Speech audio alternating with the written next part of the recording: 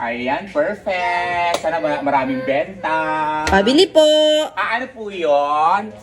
Mare, bakit parang Biyernes Santo yung mukha mo? Ang aga-aga Paano naman kasi, Mare? Problema ko na naman kung ano ang uulamin namin. Huwag ka nang problema, Mare. Ito naman ang aga-aga. Eto, mega sardines. Mega sardines? Oo, Mare. Yan din ang ulam namin. Masarap, sariwa, at masustansya pa. Baka naman mahal yan, Nako, Mare. Mura lang ito.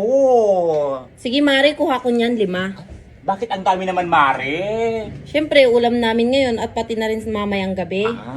Eto, Mare, Sige, dagdag mo muna sa listahan ko, Mare, ha?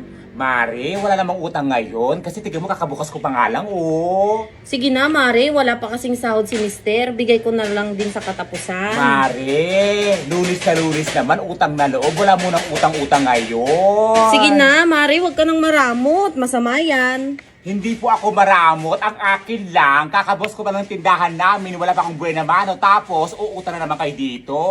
Hindi mo pa nababayaran yung utang mo nakaraang buwan dito. Utang ka na naman. Di wag. Malugi ka sana. Akin na nga yan!